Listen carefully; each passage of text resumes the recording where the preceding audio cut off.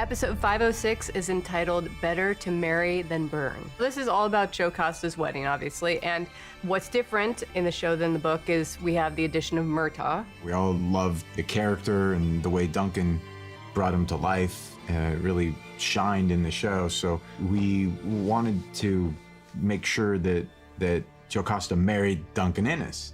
And how do you do that when she's in love with Murtaugh? So we had to string together really, what we think is an organic way of making it happen, but also in Outlander tradition, causing people pain and anguish and making it hurt. And Jocasta has such a heartbreaking past. I mean, she ultimately decides that she can't marry for love again. She has to marry for safety.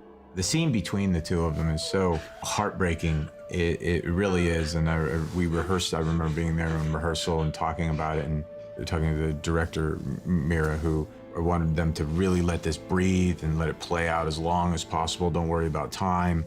Let it be organic. And because you want people to feel with them the anguish. And this little love story that we get to tell, it's broken. It's not really meant to be. And then we have on the other side of the story, we're telling Jamie and Claire's story, where it is meant to be, and they work through everything to be together. And I think that's a good juxtaposition in the episode. I love you, Jocasta Mackenzie. This world may change, but that will never change. We had a lot of debate about, the rings. We always go through the book and you try to find these big moments. In this book, really, there was a lot of debate on what those moments are. But this is one of those moments where you look and you go, because Jamie and Claire don't often completely disagree. They may have different opinions, but this is one of those moments where you go, wait, this couple does not see eye to eye on this, and this is going to be a good dramatic moment. In Jamie's mind, it's trust me.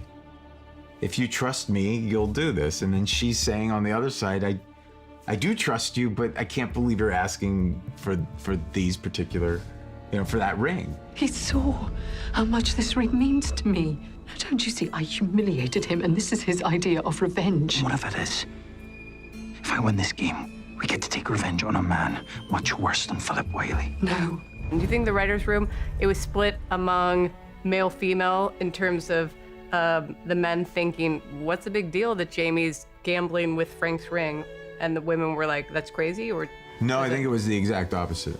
Really? That the women? A lot of the men were like, I'm not asking that. I'm never going down that road. Yeah. And the women were like, why not? He's gonna, so it was really the exact opposite of what you would think. And we get that a lot in the writer's room. You think the men are gonna go, oh, I would just do that. And it's true. Sometimes the men come up with the most romantic moments in the room. It's true. I'm not going to say the women don't. The women do as well, but I always say men are super romantic. they can. I say women like romance, but men have to be romantic. This is what usually gets me kicked out of the room. These rings will never leave your hands again. I swear it.